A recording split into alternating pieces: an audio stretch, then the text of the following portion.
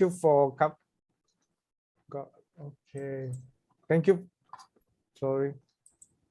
Thank you for coming to my talk on conference quality and management. Just a quick intro to my Hba activities. I have been the MTT AP Joint Chapter Chair, I think 10 years ago, and currently I'm the past chair of the Singapore section. I have organized more than 15 conferences in Singapore, mainly in the role of the finance chair, and I had been general co-chair for 3 conferences.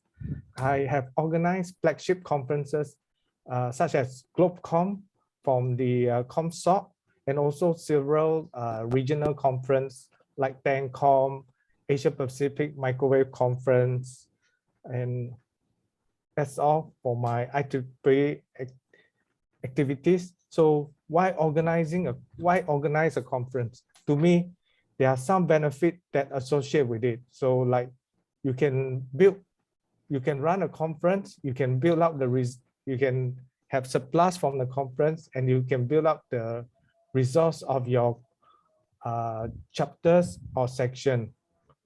So it's a mean of promoting. It's also a mean of promoting membership activities, and you can engage members and non-members to join IEEE.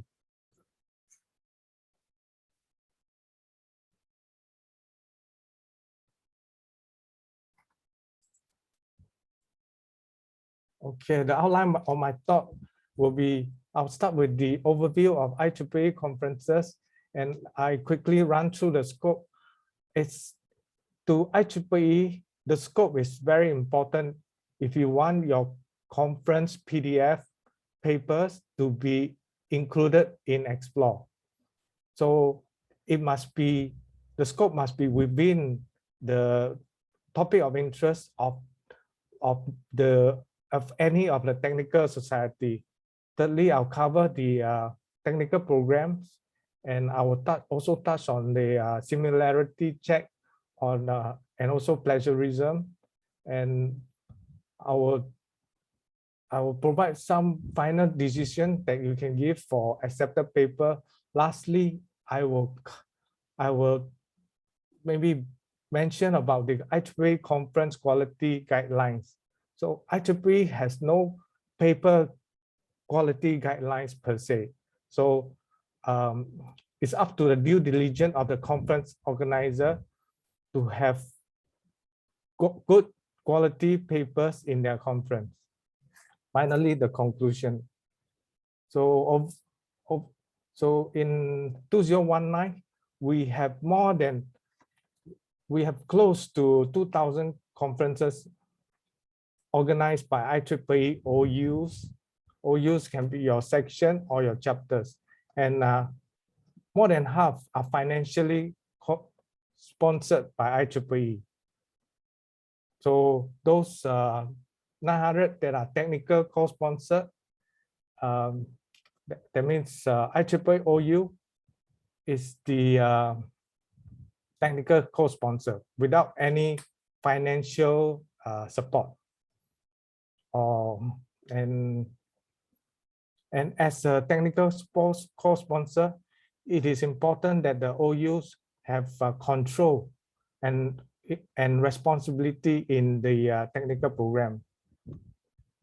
So in 2019, we have more than 560,000 attendees in IEEE conferences. Then in 2020,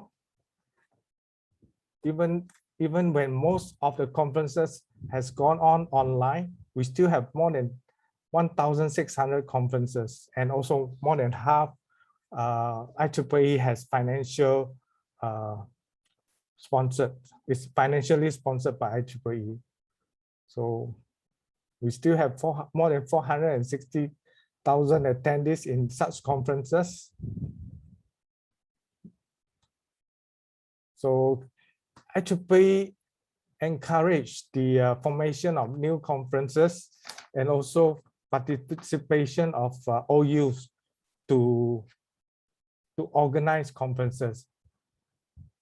And the objective is of the conferences is to provide the members and organization with information exhibition for the advancement of electrical and electronics engineering. So MGA, the membership geographical unit, promote conferences conducted by the geo units to support IEEE membership. So in Region 10, Region 10 has 3 flagship conferences.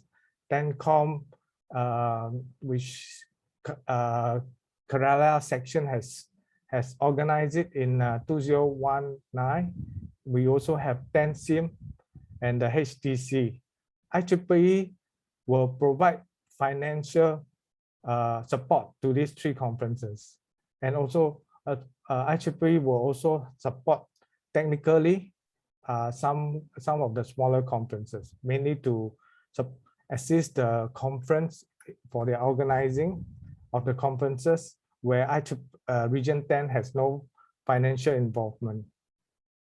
So why run a conference? I think it's the goals is quite clear to IEEE statement to benefit humanity by the advancing engineering and technology, and also to create forums for discussion. And we hope to grow the IEEE name and also the membership numbers. So, and also Explore has been a very good content source. And this conference is a big revenue generator for IEEE. For the section and chapters, it would also generate surplus. We also have to reach out to potential new members. We can engage the membership and also non-members, and provide collaboration with opportunity with other groups. So for the organizer, it's mainly skill building and also to meet and network with others. And it's also a means for us to give back to the community. And sometimes it can be fun organizing conference. And for the individual, you can share their work, their research with their peers, and get it published in Explore. So important thing about IEEE scope. So IEEE is a technical publisher. So we can look for technical area in IEEE papers. And IEEE has more than 30 societies, and each of them has their field of interest, which might be overlap at times. So IEEE attendees will expect content in the scope of the conferences. And when you submit to the paper to Explore, it must be within the IEEE scope. So the content is categorized in Explore suitability. So in a theme of maybe aerospace, from aerospace to transportation. So a lot of this scope, you can find it in the various society topic of interest. And there are some gray area in mathematics, which have some part of it is applicable to engineering. In chemistry, where you have semiconductor processing, mechanics is MEMS, robotic, and also the various other area. So another thing that is not some area not suitable to IEEE may be some of the pseudoscience topics, and also maybe something related to tourism and others. So now we come to the technical program. So technical program is a series of presentation to be delivered at the conference. So, and it must be within the scope of the conference. So these can be presented in tracks and session, and also in interactive medium.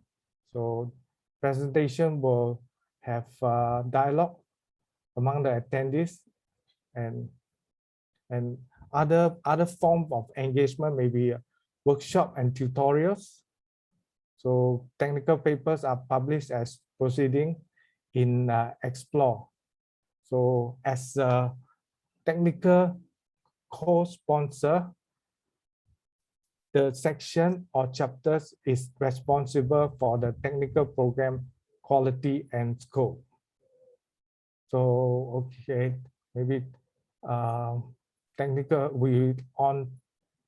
sitting on top of the technical program is the technical program chair. So he will ensure a well-balanced, good quality program that is organized and presented. TPC chair will manage all the call for paper and to peer review and and selection of the accepted paper recommended by the reviewers. So, and also he must make judgment on the non-presented papers and plagiarism policy. And so in running the program, he must have a technical program committee and also a review team. And at the after you get all the accepted papers, he will have to coordinate the session. And lastly, make sure that all papers have been screened for plagiarism. So technical program chair roles will discuss key issue with the last technical program. And it is good to link up with the past technical program chair to understand the challenges and the reviewers' workload, and what paper management systems are being used, and the review process. So tracks have maybe very different topics, and make sure that you assign a tracks chair and maybe a co-chair in each of the session. So we have the technical program chair right on top of the program, overseeing the technical program committee. And lastly, the reviewers will help with the reviews of the papers. So technical program development will allocate schedule time for the papers. So normally it's 20 minutes, 50 minutes for the presentation, and 5 minutes for the Q&A. So other than oral presentation, you can have poster papers as well.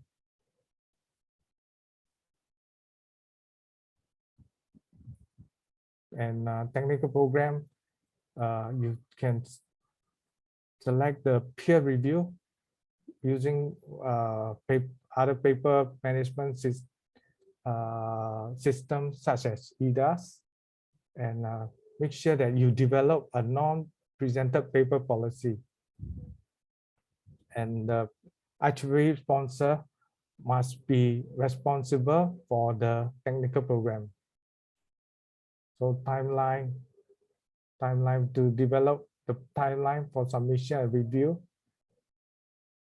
I think this is best to check with the past technical program chair on providing sufficient timeline to your conference start date. So I think this is typically how you work back to get the timeline, starting with the technical program committee, and you need to review recruit the reviewers and start start sending out for your call for papers and working towards the paper submission deadline. Make sure you allow some time just in case you do not get paper to have an extension, and all the way to peer review until the final manuscript submission. So IEEE technical sponsor is responsible for ensuring the conference quality and scope. So quality and scope of technical co-sponsor conference continue to be highly variable. Some conference, as we know, are of very good quality, and some conference are not so good. So financial conference do not always ensure adequate quality. So the quality will lie with the TPC. So as a summary, technical program is the heart of the conference. The chair is responsible for developing and executing the quality program, and it's a good guide for each paper to have a minimum of 3 reviewers, and reviewers should not be assigned more papers than they can take up. Plagiarism is checking is required. So some of the communication guidelines. So conference is responsible for communicating the policy for call for papers. So, and the conference cannot guarantee the inclusion. Make sure you have specified that the conference cannot guarantee inclusion in IEEE Explore. And IEEE cannot guarantee entries into any particular database as well. So it is better for the conference organizer to indicate that the proceeding will be submitted for publication in Explore and for indexing. So similarity screening. Similarity screening is not review. It's not peer review. You still have to, the TPC still have to go through the peer review process to ensure paper quality. So plagiarism, IEEE define it as the reuse of some paper ideas, process, result, or even words without explicitly acknowledging the original paper author and source. IEEE prohibits publication of substantially the same material even by the same author. This will be self-referencing and or self-plagiarism. So IEEE requires all content to be screened for possible plagiarism or republication. And I think IEEE allows the TPC to use similarity check for plagiarism detection. So similarities check is used to be called cross check. And I think it is also another name for it is authenticate. So it's superior to other two. It can access the large numbers of database, and it primarily detects similarity, and it's not necessary plagiarism. So similarities check, as I said, is not peer review. The TPC manages similarity check and plagiarism review. And similarity check does not replace peer review process. And even when the percentage of similarity may be high, it just means that you need a human to go through the papers. So subject matters expert will separately review the paper to determine whether it's suitable, it is normal, and the quality is okay. Similarity check score should not be the basis for reject or accept the papers. So this is the typical authenticate. I think you can find various similarity. It may be a center, or it may be some references. So it has assigned resources to assist the technical program chair. Make sure he has some help to look in and review and judge. So each accepted paper must be screened for plagiarism. So when to use it? So once again, similarity check must be separated from peer review.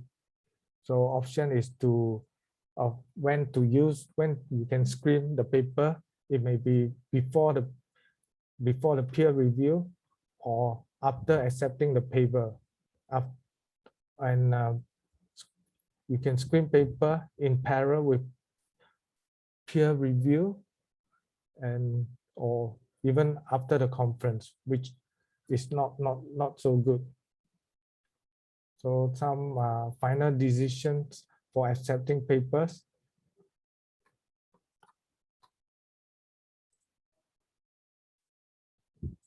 So if your conference or OU have traditionally acceptance rate, then continue to target it.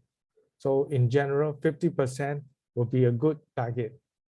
So avoid the temptation to increase the acceptance rate to attract more people or attract more attendees, or consider or don't consider reducing the rate by having too many parallel sessions. Factors that affect the acceptance rates may be the reputation of the conference and the quality of paper submitted, and the participants that are targeted. It may be a conference mainly meant for students, or a good flagship conference. And the intent, what is the intent of the conference? It may be a workshop that has paper presented in which are in still not final work, or presentation of finished work, or if the proceedings are intended for publication in Explore.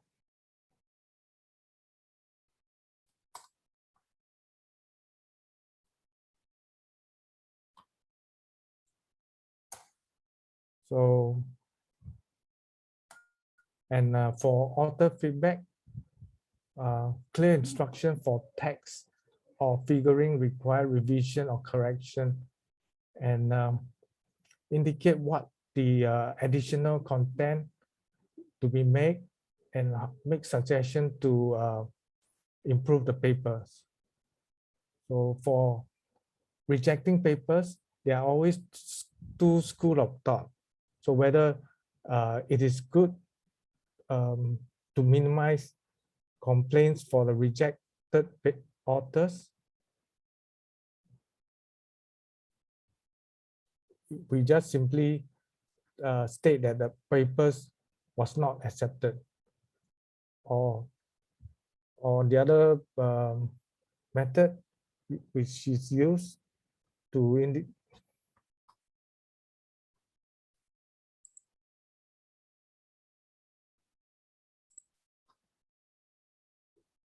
papers not accepted. Sorry. So don't give any indication of a shortcoming. You may have a good intention to help the authors, but this will invite arguments from the rejected authors. So similarity score should never be shared with the authors.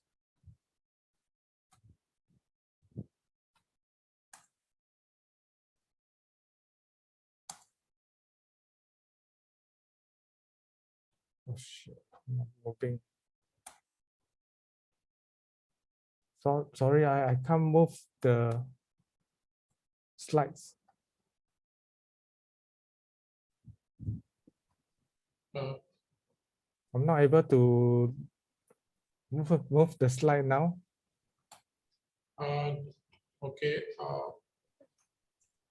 Just a second.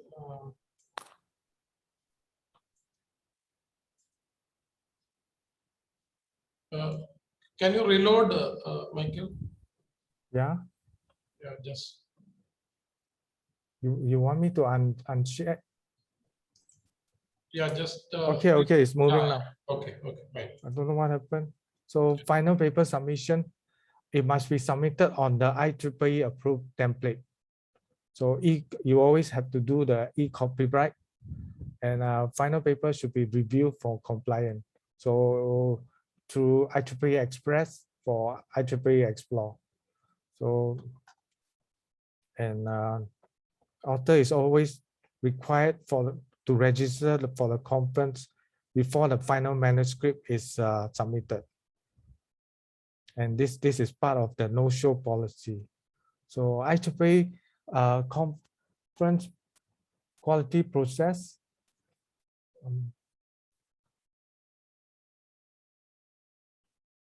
So sponsoring OU will be responsible for ensuring quality. So it must have careful evaluation of conference before approval of conference application. And there's a conference application review committee will work with section on reviewing the conference application before it is approved. Post-conference for conference flag. Post-conference, we have the TPIC,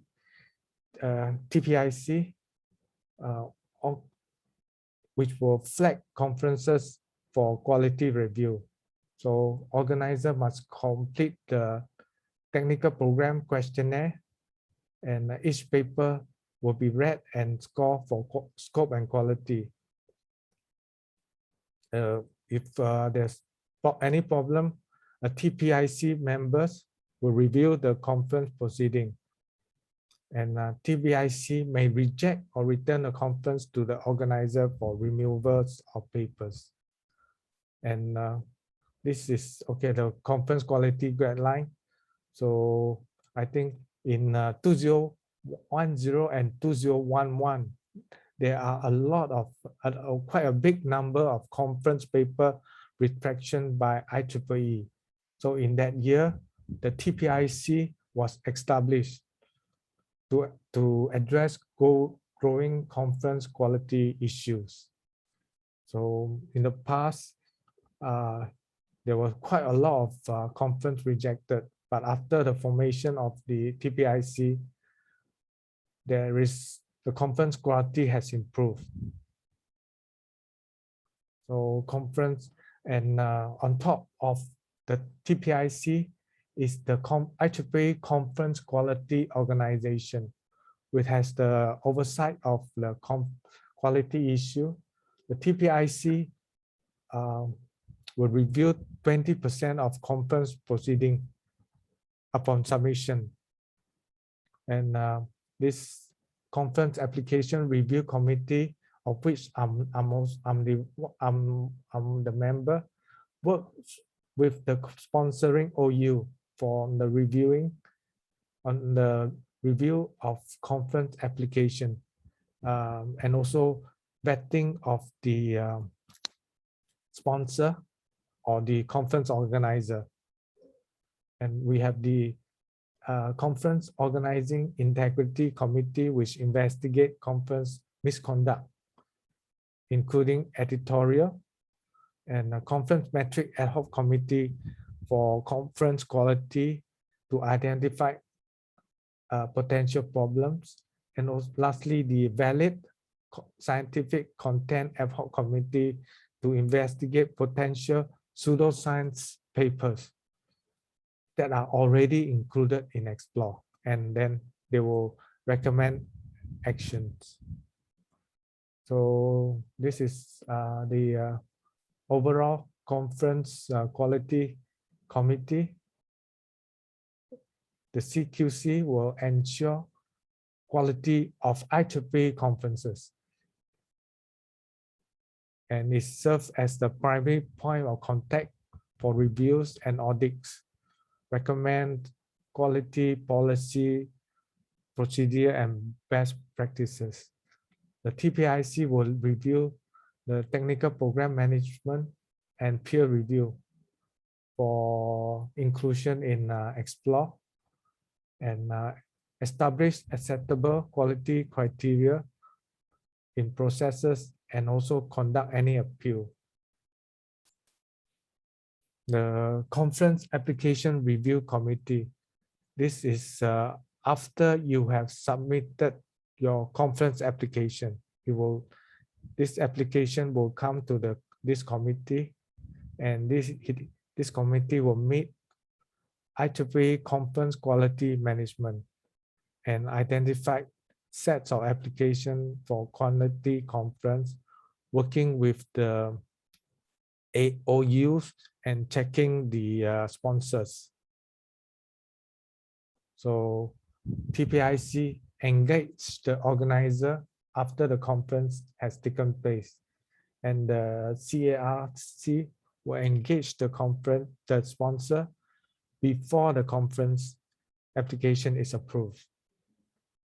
So in CARC, we work with the section and society to help in the conference application process. The members will work with a set of section and society, and which is part of the conference application review team. And okay, we will get to know the section leadership and to have a collaborative relationship with him or her. We introduce training if necessary, such as our conference education program. And for the CARC process, the conference application is sent to the member for review. The members will take note of concern with the conference and the sponsor, and the member will link up with the section leader on their concern, and also I propose some changes. Conference CRC members score on the conference application, and if there's any area of concern, it will be diverted to the TPRC for review. And the members can elevate issue to CQC, where CQC has the power to reject the application. And the CARC members will also help the section, the council, to review and investigate the application. So primary goal for conference quality is education and training. So okay, when a section provides technical co-sponsorship, it is responsible for the quality of the technical program. So it must be, the section or chapter must be directly involved in developing the technical program and managing it. And the section should be able to review the past conferences to make sure that they are also of good quality. And chapters can provide TCS, and this will require the section approval. And the only entity that evaluates conference sponsor is the section. So no one else vet the conference sponsor. Section can ask for help from the conference application review committee or from MCE. So, okay, I think in the past few years, there are a lot of conferences in Region 10. I think more than half of it are happening in more than half of the numbers of Ieee conferences in the world are in Region 10. In particular, India and China and Indonesia has the highest number of conferences in Asia. So we will work towards improving Ieee conferences and paper quality, build the reputation of the conference, and Region 10 always provide ongoing training and monitoring of conferences, and organizer must be always aware of the required standards and expectation. So lastly, I will also show the MCE resources for conference organizer. And I will make a PDF of this presentation and forward to the Kochi section leadership. Okay. Okay, I think that's all for my presentation.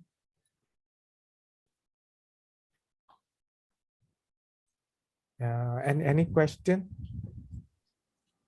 Yeah, thank you, Michael Ong. Yes. Yeah, I think there are some questions.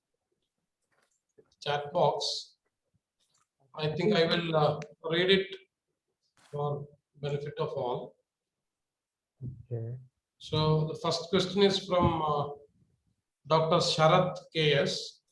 He would like to ask, sir, what are the parameters for the selection of reviewers? Parameters for selection of reviewers.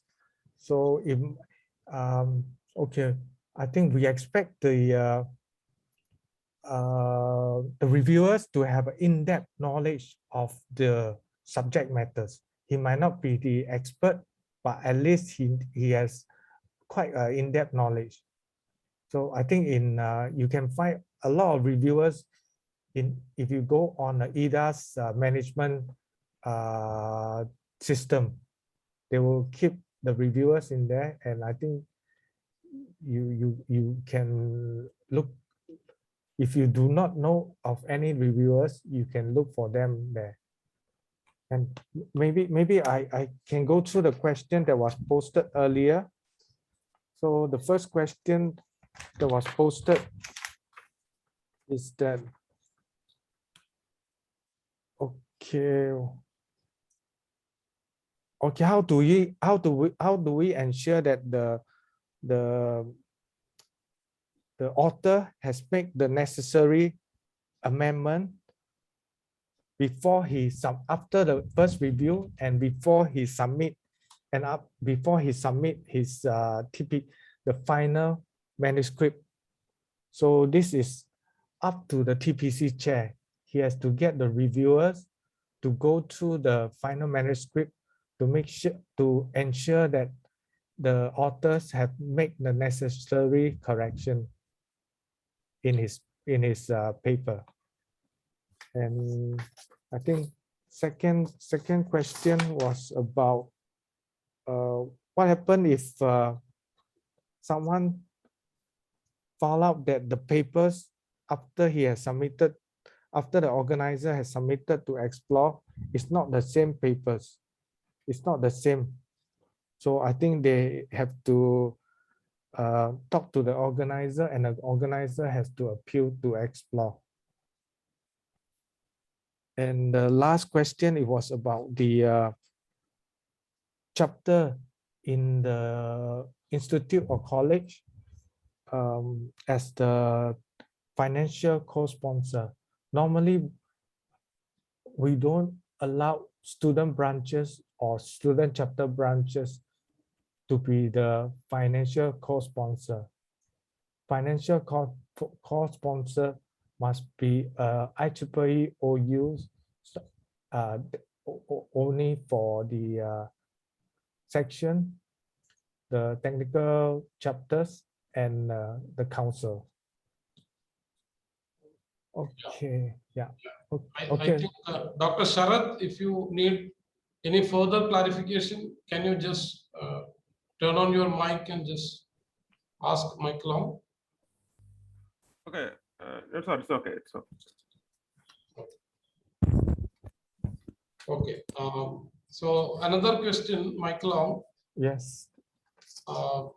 Can an author submit a paper without an affiliation to an IEEE conference and included by IEEE Explore? The person may not have a current affiliation with any organization. I think so. It may be in its own capacity. If the paper is within the scope of the IEEE domain and is peer review, and the conference accept the papers whereby the author has presented it, I think it will be suitable for to be included in Explore. Okay. So first of all, that paper must be accepted by some conference, right? Yes, yes. Yeah. Once it is accepted, then there is no point in asking. And I think under the paper policy, it must be presented. Otherwise, Yeah. if it's not presented, we should not be putting it into Explore. Yeah, yeah. Dr. Varun, if you have to make it clear, maybe, or the answer is not clear, please turn on your mic and just. Dear Mike Long. Hello. Yes, yes, Yeah. sir. Yeah. I have just a quick query connecting with the same question.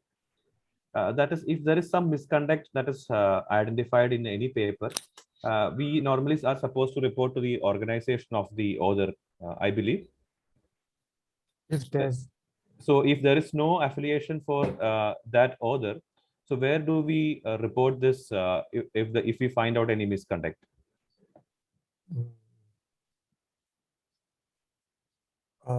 if the author does not have any affiliation. Yes, yes. In terms of plagiarism, is it in terms of plagiarism? Yeah. Let's say if the author has plagiarized a large amount of content and he submits to an IEEE conference without an affiliation. So without an affiliation. Yeah, what procedure we will follow? I'm not sure what is this. No affiliation. So he's not in a college. He's not in a university. Yeah, he may have resigned from an institute and has not joined another institute. So there are chances that he might be a freelance person also, freelance researcher. Freelance, but he is entitled to do his own research work. Yes, yes. Yeah, I think normally the plagiarism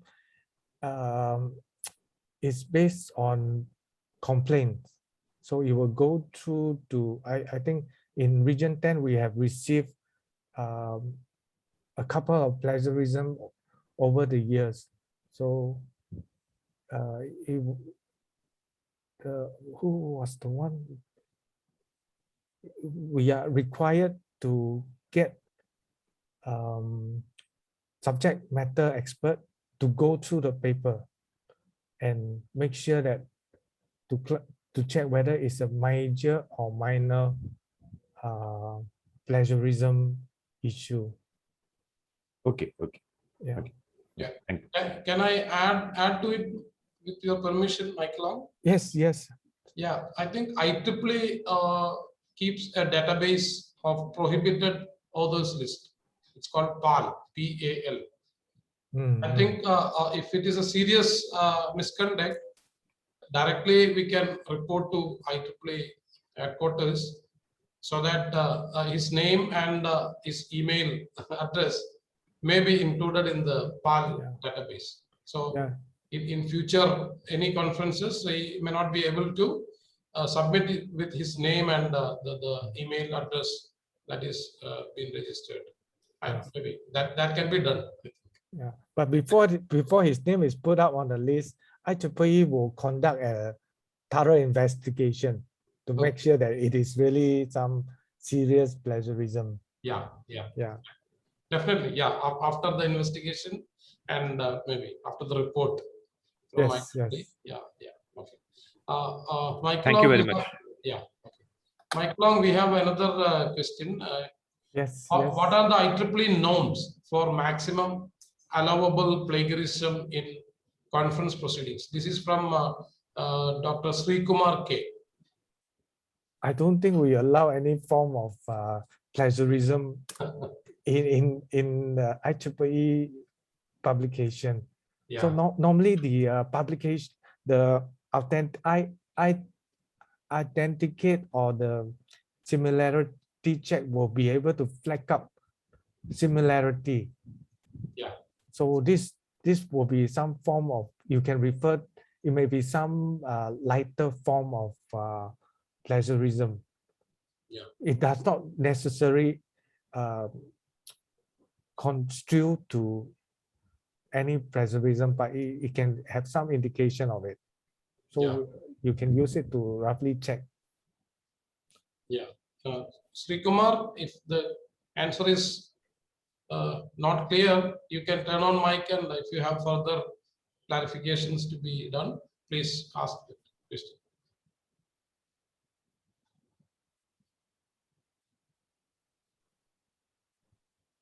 Santosh sir.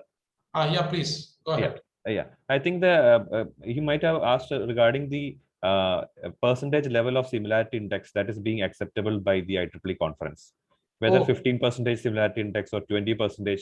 So many of the conference organizers are having this doubt: what is the acceptable level by IEEE? Okay. Okay. I don't think IEEE provide how many percent similarity is the norm. So yeah, as I said, a higher percentage, that means that you have to get someone to look through the paper. It does not mean that the paper is no good. Yeah. No. Okay. Can I add something, Michael Long? With your Yes, please. Yeah. See, IEEE provides a service called cross-check, and it uses internally authenticate similarity checking tool. And while we scan the papers, right? So Authenticate will give you a score that is corresponding to the similarity score. And if it is above 30%, including the references, IEEE will say not okay. But still, the TPC members can take that paper and they can do a review. But if you are getting a 90%, maybe immediately you can reject it, because there is a high probability that most of the content are coming from other works. But if it is somewhere around 22, maybe 30, 35%, you can still take that and make a review process. So I think after inclusion in or before inclusion of papers in Explore, you have to make sure that maybe a low percentage of similarity score is there for all papers. I think that is up to the TPC committee to decide. Yeah, TPC will decide this. Yeah. I think Sri Kumar, I think we have answered your question. Yeah, okay. We have another question, Dr. Sainu Franco. If you are there, please, can you turn on your mic and ask that question?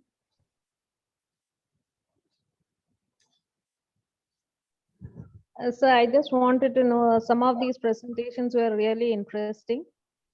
Okay. Yeah.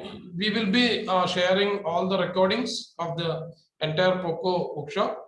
As well as if if the presenters are sharing their slides, definitely we will be sharing with you. No Okay. issues. No issues. Thank you. Okay. Thank you. Thank you. you. Yeah. Thank you. Yeah. And if any other questions are there, please you can turn on your mic and ask. We have a few more seconds. Yeah. So I think Trupti, you can conclude the session and you can thank Michael Ong. Yeah. Thank you. Thank you, Dr. Michael, for sharing your vast experience on conference organization. The walk through the technical program development is one of the most important takeaway from this session. And the important message that we can see is similarity check is not a replacement of peer review. It's something that we all would have noted.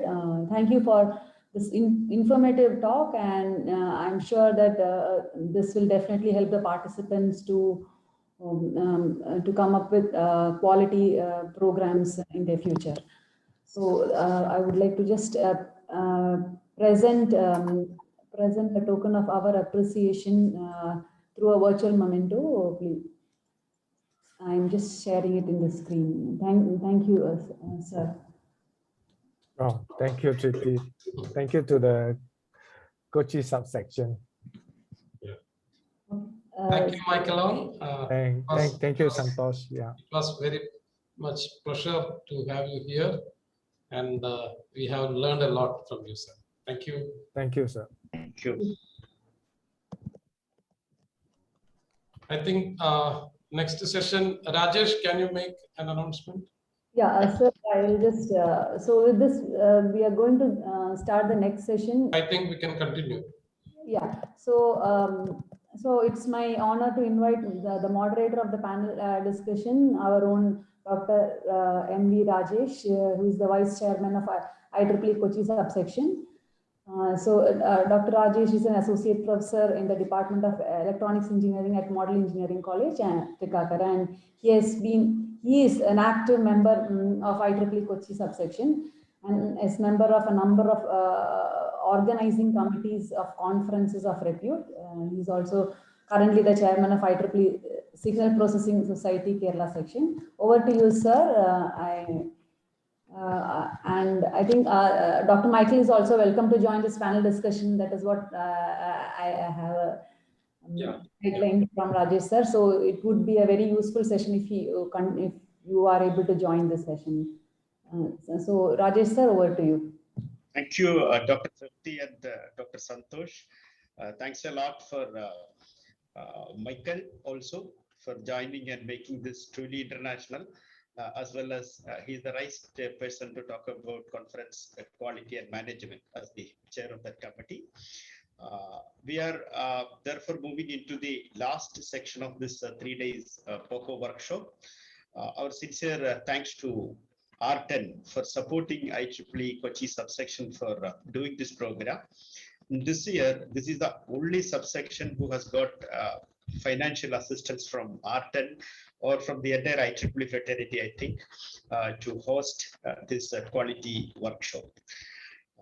Now, the last but not the least program that we are having is a very active panel discussion on various aspects of organizing a conference.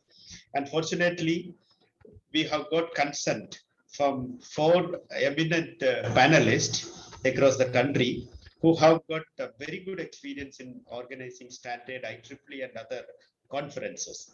And all of them will be talking about various aspects of this. Along with all of them, I hope Mr. Michael could also join for the last question answer and open forum. That's a plan. So initially I will try to introduce very short introduction on all the panelists, and after that each of the panelists will be spending in sharing their experience for around 5 minutes or so. After that cycle of their explanations, We had received a couple of questions previously from the registered participants. Those questions will be discussed. Some of them are highly focused to individual panelists, and some are general questions where I think Dr. Michael and any of the panelists or other experts sitting in this conference can probably address and discuss, because it is basically a deliberation of various aspects and various points. And immediately after that, we will even spend some time to invite on the spot questions which can arise after listening to the presentations or discussions of all the panelists. And with that, I hope we will be having a very fruitful conclusion of the panel discussion. Therefore, let me first try to introduce to you each and every panelist that have consented and joined in time with IEEE Kochi subsection. As the first member of the panel, we have Dr. John Jose, who is an assistant professor in the Department of Computer Science and Engineering at the Indian Institute of Technology, Guwahati, Assam. He's working there since 2015, 2015 onwards. Just before joining IIT, he was a faculty member who was a class associate of all of us. He worked with Rajagiri School of Engineering and Technology, and also with Vishwajyoti College of Engineering in Muvatupuza. And he completed his PhD also from Indian Institute of Technology, Madras, IIT Chennai, and he's a rank holder in his PG studies at VIT.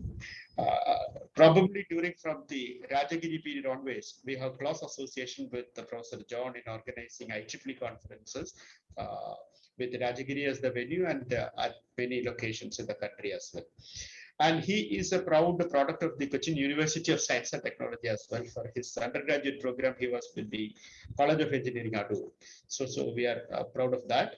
And in addition to the academic responsibilities, he's actively contributing to Government of India projects, various number of Government of India projects, including NPTEL, MOOCs, Technical Education Quality Improvement Program.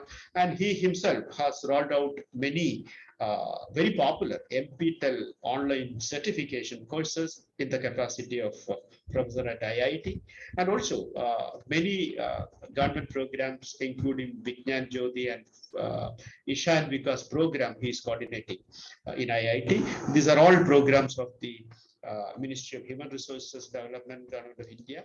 So with this vast academic and other organizational capacities, he is a reviewer as well as organizer of many conferences. So these are the short presentation of his experience in this field. With this, I would like to welcome Dr. John Jose on behalf of the IEEE Kerala section and IEEE Kochi subsection to this POCO workshop. Grand welcome, Dr. John. Thank you, Dr. Rajesh. Thank you. So we have Dr. Rajesh GK, again a class associate of IEEE Kochi subsection as the second panelist. He is an assistant professor in the Department of Computer Science and Engineering at IIT Kottayam. He has just joined IIT, I understand, during the last month only. Prior to that, we have very close associations with Dr. Rajesh Vaidya when he was a faculty member at the Adi Shankara Institute of Engineering and Technology. Yesterday, I have attended a conference there. He was the organizing chair, and in between, he has got the new assignment and joined IIT. That's what I understand. And he is also a very active researcher as well as organizer of various conferences. And he has secured his PhD from the Anna University, Chennai, and he is a man of patents. That's what I understand about Dr. Vaidya. He has 9 patents in his credit on engineering and technology, and also he is much good in funding options, especially from government. That is what I understand. He has already completed around 1.5 crore rupees worth projects with Government of India, and another 2 crore projects are there in pipeline. So that's a general research and organizational capacity of Dr. Rakesh. So we have very long association with him when he was in and around Kochi as well as now in Kottayam. I would like to welcome Dr. Rajesh on behalf of all assembled here to this POCO workshop. Welcome, Dr. Rajesh. Yeah, thank you, Rajesh, sir, for this great opportunity. Thank you so much. Thank you. So we have Dr. Varun G. Menon as the third member of the panelists. He is part of our executive committee of IEEE Kochi subsection, and he's a very young and vibrant professor who has immensely contributing to both academy and research. Before going to his academic credentials on computer science and engineering, I am surprised to see that he got 3 PG degrees. Not only one in computer science, of course, one in management and in psychology also. So he's a very dangerous professor. So that shows his passion for learning and organizing research. And he is, I won't read the entire list because that will take much of my time. He is the reviewer and editor and associate editor of more than 7 IEEE and elsewhere journals. So we are very proud of Dr. Varun in that aspect because it's a rare achievement. And we couldn't see such a very vibrant kind of a person in our executive committee before. So I would like to personally congratulate and feel proud of that. And of course, he is part of organizing so many conferences, not only in the country, but also across the globe in the IEEE and as a distinguished fellow of the ACM, etc. So he is a very promising faculty and researcher in IEEE Kochi subsection. Warm welcome, Dr. Varun Menon, to this POCO workshop as a panelist. Thank you so much, sir, for this kind welcome. Thank you very much. Thank you. Again, we have the fourth member, Professor Binu Ayyappan, who is an assistant professor at the Rajagiri College of Engineering and Technology. He's also a member of our executive committee, another, and I think the youngest executive committee member in this executive committee of IEEE Kochi subsection. He is also a very vibrant researcher and who is now doing his PhD under the supervision of Dr. Santosh in the Cochin University of Science and Technology. In addition to academic contributions, we are happy to see that he is a recognized subject expert in the field of computerization in many government organizations, including CBSE, in the Central of Excellence for National Level Faculty Improvement Program. Then he is a consultant to many of the government organizations on cybersecurity and other aspects, especially to the Kochi City Police, then Government of India, and Nehru Yuva Kendra, and also he is part of consultancy. He has contributions in many of the consultancy projects of the Kerala High Court and Kerala Public Service Commission, and many government organizations, including Deveso boards and all, because all of them require computer assistance, and he's an expert with high responsibility, because all these, including police and high court, means a lot of responsibilities are about him. So I'm happy to welcome Dr. Binu Ayyappan also as a panel member of this POCO workshop. Warm welcome, Binu. Thank you, sir. Okay, thank you. Okay, I couldn't see you there, but okay, now it's visible. So this is the very strong and very enthusiastic background of our panel members. With this, I think we will move on for the discussion without wasting any minute of time. We may start this panel discussion with the opening remarks from Dr. John Jones from IIT.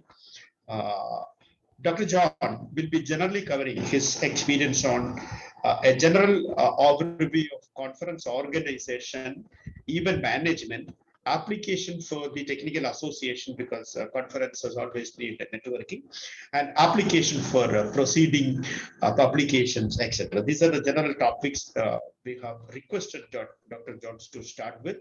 Dr. John, can you please open up the discussion on these topics? Thank you. Thank you, Dr. Rajesh. I hope I am audible. Yes, you are. Yes, sir. Yes, sir.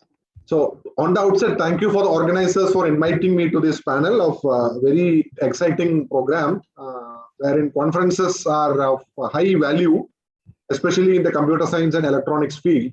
even for recruitment to higher institutions, especially in these two branches or closely associated branches like computer science and electronics, conference publications, good conference publications are also considered equivalent to tier 1 journals. So in this context, I would like to tell that every conferences like what I was part of, even during my tenure at Rajagiri along with my friend Binu, all good conferences need to start well ahead. At least my point of view, what Dr. Michael Ong has already mentioned, start at least 1 year before, but before 8 months, you should have a clear plan of at least the core members who are going to be part of the team and when is going to be the date. So my beginning, I will tell that at least from 1 year time to 8 months time, we should have a clear idea of when are we going to have. Second one is like with respect to the publisher, which I'll come to later. Where are we going to publish the proceedings? That is one thing. And the formation of the core committee, which includes the general chair of the conference. Second one is the technical program committee, the TPC chairs, the organizing chairs, and the publication chairs. So people do publish in conferences because ultimately they want their work to come in the proceedings. So if it is a sponsored conference by professional societies, that will have its own value. And the TPC really matters. Like when you submit to journals, we sometimes look into who is the editorial board members. Similarly, for conferences also, to add value, we should have TPC members, good TPC chairs who can manage things. What I have seen across years, like when it comes to the tier 2 level conferences, those conferences which are having a local presence, not much of international participants, general chairs and the technical program chairs are generally given ornamental names. They will try to pull in people from reputed institutes just for keeping the sake of it, and then somebody in the local has to manage things around even at the last moment. I generally feel that that will not actually help us. So among our community also, we will be having a good set of people who have academic credibility. Only thing is we have to contact them early, that this is the time window we want to expertise to use. And from my experience, I'm telling there are two aspects for the conference. One is the organizational aspect. Second one is the quality program development aspect. So the general chair of the conference should take care of all the organizational aspect. Where is going to be the venue? How are we going to manage all other things along with the organizing chairs? And it is a technical program committee chair. They will take a call of what is going to be, what are going to be the tracks, the theme of the conference, who will be leading each of the tracks, and what is going to be the submission portal. Are we going to use any paid tools like IDAS, or we are going to use freewares like Easy Chair? So there are plenty of portals available. So identification of technical program committee and the core members is something that we have to plan. Second aspect is what is going to be the structure of the conference. So along some of the conferences will have tutorials or workshop that is going parallelly along with this. Do we have any demonstration, project exhibitions for upcoming students to showcase them? Do we have any industry forum? And especially the women in engineering is also getting so much prominence. So whether do we have a WIE forum, we have exhibits, we have sponsors or any other parallel student events, startup events like that. So the structure should be clearly ready. These things all should be planned at least before 6 months. How many days we are planning, how many keynotes and all. Next is, with respect to various tracks of the conference, are we going to have an award? For the best paper awards, are we planning, or what it is there? So those things have to be clearly planned. What are the category of awards that we give? Then identifying potential people who can be keynote speakers. We have to contact them a priori. And of course, the profile of the speaker is very important. And we should have a right mix of industry as well as academics. And we have to plan. In this line, I've been very fortunate, like when you contact some of the R&D houses or companies, they will be willing to sponsor our conference in a small capacity, provided some of their leading members are given a chance to give a keynote address. So it's a win-win situation. Let's say one company A wanted to be a sponsor, and they will tell, okay, we want a keynote during banquet, we want a keynote during the first day. So depending upon the quality of the speaker, you can plan which one you have to go for. Every locally arranged conference, the biggest challenge for organizers is to get audience. So I'm not sure whether Professor Rajesh or Professor Santosh as to struggling really much in order to get the minimum number of audience. So all those who are part of conferences will be struggling. Let's say if it is happened in a college, you will give break to one set of batch and ask them all to come to the auditorium. Being virtual nowadays, it is okay, still you can manage. Every time before keynote, we don't want empty chairs and all. So during my tenure as the organizing chair for some of the conferences, what I did was target nearby colleges and give an offer to the topper of each branch that you will get a free conference or registration. Always top students, whatever it is, with CGPA more than 8.5, we can actually write a letter. These things have to be planned a priori, not like seeing the number of students are very less. And we are basically calling it as fellowships. Fellowships are like free registrations for the meritorious candidates. So we accept their merit over the academic credentials what they have, and we will tell them that we will give you free registration provided you attend all the sessions. So two things will serve. We make sure that in every session we have minimum number of audience. So many tier 1 conferences, they will tell at the end of the day you may have to submit a few report what was the interesting and all in order to catch. So thereby we make sure that at least few set of people are there. Similarly, you can give, so rather than running around and bringing arbitrary audience just to fill up the seats, there are a lot of people. Sometimes if you give an opportunity, let's say nearby companies or any firms or some teachers, let's say you call to neighboring colleges and tell, we will sponsor 2 teachers free. But that's a different kind of the registration that you may have to plan. Every conference should have a well articulated, precise, concise website, which is going to be updated regularly. So if you are going to have your submissions closing or some announcement of result, let's say happening on 31st of January, make sure the result is published on 30th of January. So what happens, suppose if it is 31st, generally what happens, 31st means 11:59 p.m., 31st of January is also that. Right from morning onwards, organizers get mail. So keep all the dates. Suppose if there is any change in the date, do it a priori. Well-managed website, and there should be a good website team. Have a good social media presence. Nowadays, conferences having handles in Twitter, handles in Facebook, LinkedIn, all will help in order to reach out. And you should have a good publicity team such that you can subscribe to mailing list and reach out. So the call for the papers and other things should be going a priori early, and clear division of work between what are the things done by general chairs, what are the works done by the technical program chairs. A good conference will go very well if you are giving freedom to the technical program chair in planning. What are the keynotes? So you should not involve in like what our papers should be accepting. The organizers should leave freedom to the technical program chair. So many times what happens is when we approach people for technical program, what they'll tell no. So ultimately the local people will come and tell include this, include that, or reject that. So many people won't feel like comfortable in part of this. And conferences are socializing forums. So rather than shrinking tea break, we should plan the program such that tea break should be more. Generally, we feel no, when we wanted to shrink, we will tell no, next tea break, which was planned for 30 minutes because the keynote speaker talked for 1 hour. Let's say we'll shrink the tea break for 5 minutes. The purpose of conference, nobody really cares about what people talk inside. Conferences are socializing forums. You provide the right platform for socializing forum.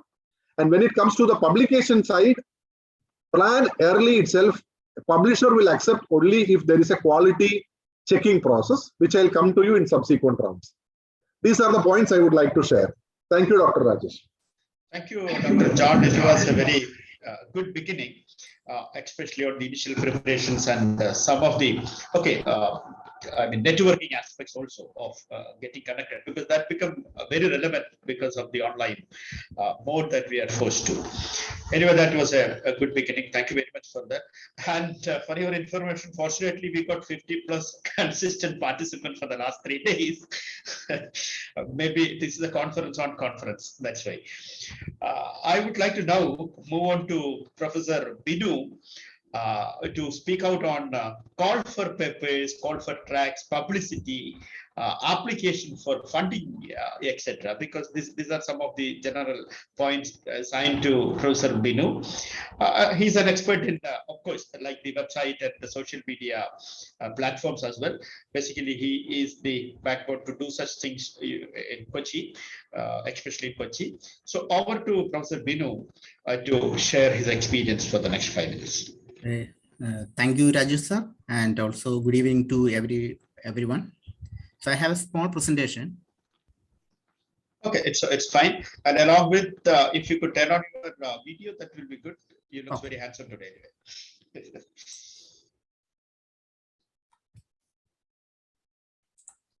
Okay, is it visible to you, sir?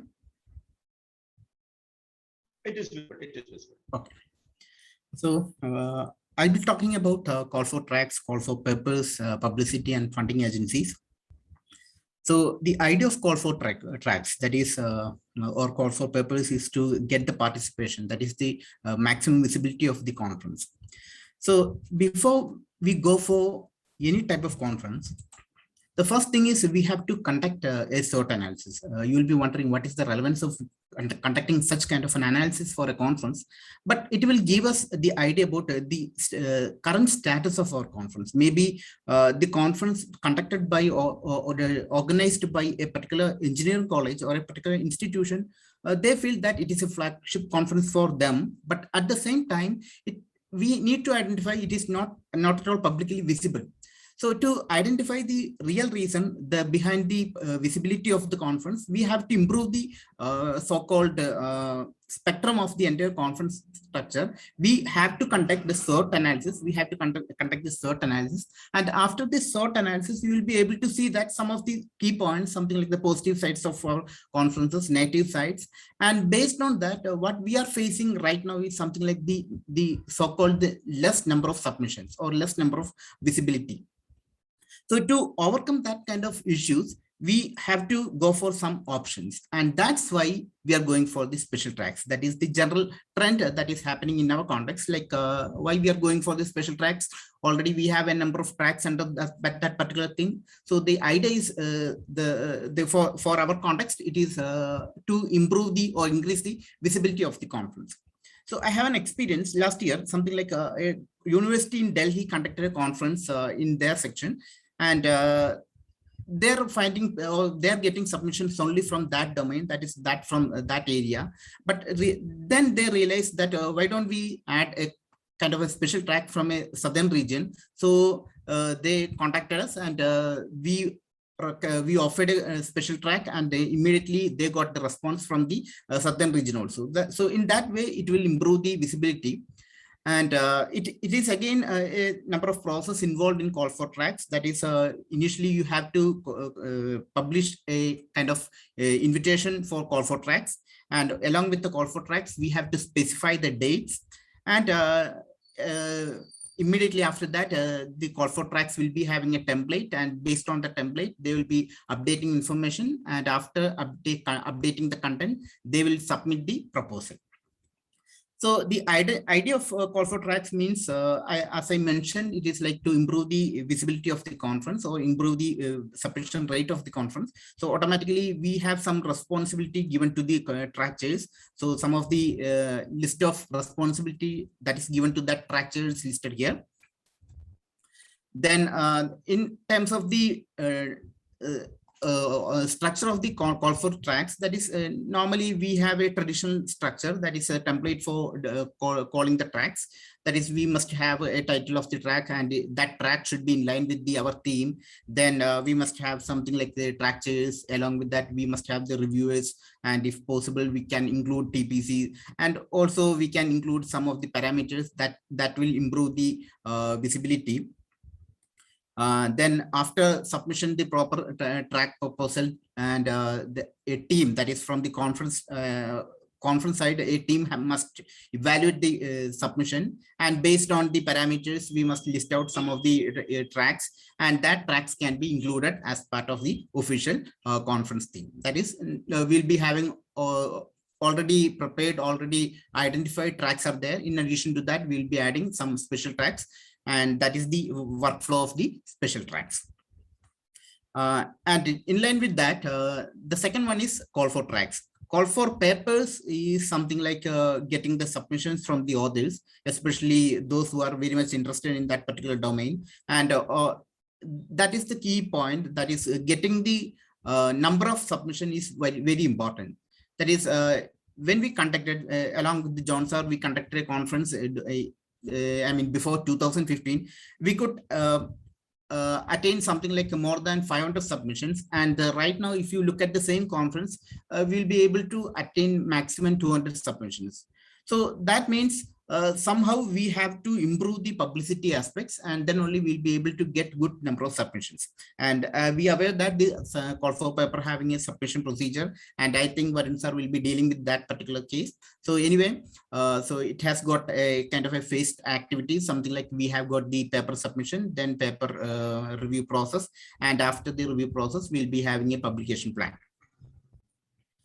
So if you consider the call for papers, we must consider some of the key parameters before you are going for the call for papers. First thing is well-maintained website. Okay, well-maintained website and good brochure should be necessary for before going for the call for paper. Then you must draft a mail, and that should include most of the details that is relevant to the conference. And also you have to specifically mention about the submission guidelines that includes templates, page limit, and the also you must include the contact details. That is immediately after sending the call for paper, you will be getting so many queries, and there should be proper contact detail information. And we must have a proper submission management system in things something like EDAS or some similar management systems. Then here also it is very good to have a SWOT analysis, that is for call for papers. That is, call for paper is somehow related to publicity, and here also we need to consider that angle. That is, what is the necessity of going for the SWOT analysis for the call for paper? So first thing is, anyway, most of us are going for the Gmail services for sending the mails. And one concern is that Gmail having a limitation, something like 400 mails per day. So we are trying to reach the maximum number of participants. And if you are sending more number of mails, Gmail will allow us to send the mail, but automatically our mail IDs will be blacklisted. So it won't reach to the destination. So you can plan something like you will be sending only 400 mails or less than 400 mails in a day. That is one idea. Otherwise, you can go for the third-party mail services like Sendinblue or similar services. So they will allow us to send a more number of mails than Gmail supports. And at the same time, it will reach at the destination properly. Then second criteria, you can go for the digital marketing. And right now, a number of people, our students are very expert in digital marketing. So you can go for digital marketing, especially related to social media. And in our context, you may consider LinkedIn marketing. That's based on the LinkedIn marketing. We can build a network, build an ecosystem. And based on that network of ecosystem, we can reach a number of participants. That is one aspect of reaching or making the publicity. Then third point is how to get the international submissions. That is the next point. That is being called our conference as international. So the second thing is that how to get the international participants. That is one way to meet that requirement is getting the speakers from the international domain. That is one aspect. And the second one, how to meet the other side, submission, in terms of the publication side, how to get the international publications or international submissions. So I had an experience in 2011 when we started a conference, when we organized a conference and something like ICACC, and we were trying to have a more number of submissions from the international domain. So initially during the discussion, that is during the SWOT analysis, we identified that reaching to the Western side may not be a viable one. So it is not a fruitful activity, because Europe or Canada or USA, that means they won't accept our invitation. So what is going to be the next? So automatically we tried something like Latin American countries and Asia Pacific countries, and we tried a number of options like getting the mail IDs from the recent publications. And after getting the mail IDs, building the big database based on the countries and continental information. And then we started off communicating to the end side. So that was a fruitful activity. And during that conference, we could achieve nearly 25 external registration, external physical participation from different countries like Latin America. Then we had participations from somewhere from the Asian and Pacific countries. So that is one way of getting the international submission. Then the another concern associated with publicity means once you start a conference for the first time, you'll be doing everything. That is, you'll be building your emails database, you will be building your contact information, everything. But when you organize the second edition of the same conference, anyway, you will be going for the previous set of mail IDs. So I think that is not a fruitful activity, because most of the cases, the paper submissions are coming from student side, and those students may not be actively involved in research activity right now. So it won't be going to be a fruitful activity. So it is better to build mail IDs at regular intervals, so that we will be always getting good number of participations, good number of submissions from the international domain. So using this mechanism, we'll be able to get much number of submissions from the international participations. Then next, we may go for the funding agencies. Funding agencies for getting funding for, especially for private engineering colleges or self-financing engineering colleges, it's very tough. But AICT is supporting us. We'll be getting maximum 4 lakhs. But if you consider the budget proposed by Biju sir last day, it is nearly 35 lakhs. But 35 lakhs for us, private engineering colleges, it's not going to work out. So we have to go for fundings from government agencies. You can go for the AICT, UGC, DST. But most of the cases, AICT is will be supporting us for conference organization. Then Kerala government having a council, that using that council, will be getting minimal amount for getting the funds. Then Navaratna companies like ONGC and similar companies will certainly help us, but there is a limitation. That is, maximum they will be able to support 2 to 3 lakhs for a particular conference. Then the next best option is multinational companies. Multinational companies like John sir mentioned, that is getting a speaker is very expensive, especially getting a speaker for a physical event is very expensive. We have to bear the entire travel cost. We have to identify a fund for honorarium, etc., honorarium, travel, accommodation, etc. So if possible, we may try, or the organizers may try to get the support from a multinational company, so that the entire activity, entire cost related to the speaker can be done with the help of an MNC. So that is one side. And we can also try out, if at least from the Kerala region, we have a number of research institutions like DRDO is supporting us, and ISRA is also supporting us. So we can go for an independent, you can propose some conference request or supporting request to all these institutions in different manner. So depending on the conditions, depending on the situation, they will be able to support. And from my experience, always give the funding request before February, March. That is, March is going to be the end of the financial year. So just before March, if you submit the proposal, they will be in a hurry to meet the expenses. So in that time, there is a possibility of in getting the funds in a positive way. That is in terms of the funding. So that's all from my side. Over to you, sir. Thank you, Professor Binu. You have covered it very attractively, because everything starting from sending the mail and updating the database on email, etc. That was a very relevant point, because every year new researchers should be added to that list. Sometimes we may not get the papers from the same authors consecutively for years. So that was an amazingly good point. And on funding also, the coverage was generally good. And what I would like to add as a personal experience also, we can have partial funding from many agencies for a single program. I do remember I got funding for traveling to China from DST and to register for the same conference from AICT. So in 2009, I do remember. So like that was attending the conference, but for organizing also partial funding from various organizations are possible. Only thing is that across each organization, when we submit, we may say that I have applied or I got this much from the other organization. That clarity should be there.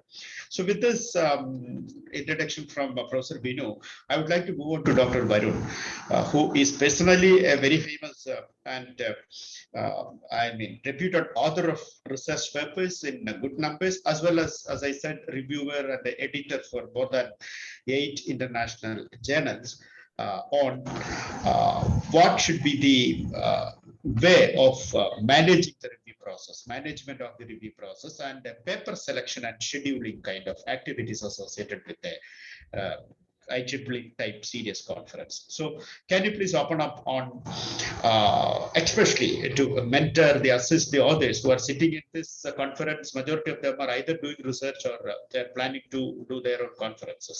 So can you mentor on the paper selection process, review, editing? Okay, your role as an editor may help you to put in more light in these areas. Over to Dr. Varu. Thank you, Rajesh sir, for the kind invitation to this opportunity in this conference and speaking on the review management. So I would like to share next 5 to 10 minutes my remarks on. Sir, is my sound audible to you? Yes, very much. Yeah, thank you. So I would like to put some remarks on the review and scheduling and paper acceptance areas. So I believe this is one of the most important part of the conference of managing the reviews and managing the acceptance. So I have just broken down into 10 different points, starting from the submission to the review and to the acceptance. So let me discuss point by point and share my experience. And I think that would be of more benefit rather than talking more of the theory part. So first, as John sir has already discussed, the most important part is setting the committee. So whenever any conference, the quality of conference definitely depends upon the work of the committee. And the first important thing is to have a very good technical program committee and have specific head for the particular tracks. For example, if a conference is having 8 tracks, make sure that each person who is the expert in that area of interest is assigned the head of the track, and there's a subcommittee for each track who will be managing the review process. Because if you don't distribute the work based on their areas of expertise of interest, then there will be a lot of confusions. But if you have clearly defined the committee and clearly assigned the tracks to a different committee and a strong committee is formed, then definitely the process would be very easy. And if possible, it is not easy to bring in the foreigners or the outside people to the track committees, because most of them would give their names but won't be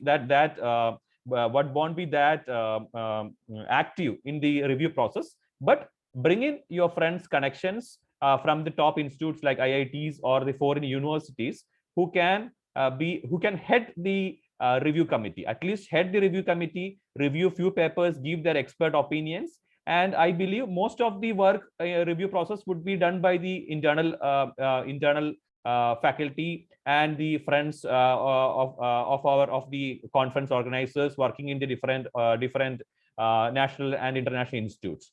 So first important point is setting up the committee, bringing a clarity towards how the review process has to be taken. Second important point is deciding on the conference management system. That is, whether normally, if you look at 10 years back, we used to have the email facility. We used to get all the submissions by creating an email, like for example, like icoeca.com. So we used to create an email and get the submissions. If you look now, also many conferences happening in India take the submissions through email. But I would definitely suggest to go for a conference management systems like IDAS or EC Chair, which will help us reduce a lot of tasks. Also, which will help us to manage the submissions and reviews in a much more structured manner. So go for IDAS or EC Chair or any other conference management system you find suitable for your conference, based on the size of your conference, based on how you plan the conference, select the conference management system. So that is the second point I would like to mention here. Third one is managing the submissions. Once the conference management system is approved, we will be uploading the call for papers to the management system, and we can and as Binu sir has already discussed regarding the call for papers, the call for papers will be sent to all the national and international researchers through the publicity team.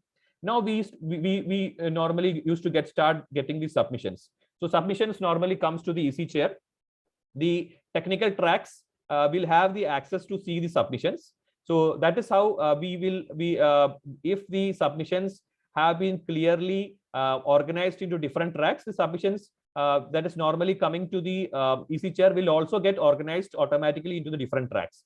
So each track can be managed by the person who is heading the track. So that is the third point I would like to discuss. And fourth thing, once the submissions have arrived or once submissions is coming to the conference management system of our account, next important thing is adding reviewers. So it's being as an experience of being an editor, it is very tough to get expert reviewers to give detailed comments to all the papers within a frame of time. As we all know that reviewing is a voluntary work and editing is also voluntary work. That is, it depends upon the interest of the person to review the papers, or it depends upon the person to edit the paper. So being a voluntary work, we cannot expect the reviewers to review the papers with detailed comments within a particular amount of time. So finding the right reviewer database is a very important thing, and adding that reviewer database to our conference is one of the very important aspects of any conference. And it is very important that we find out experts in each area of track. And to be very honest, we need not have three experts assigned to a paper.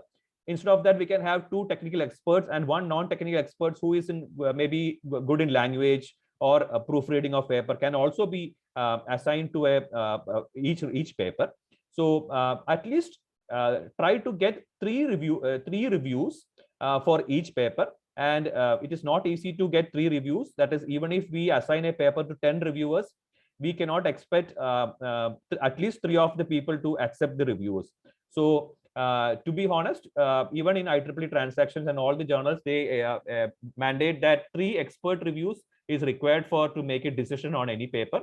So adding a reviewer database is very important. That's the 4th point I would like to stress here. Next, after adding the review database, the submissions have already started to come.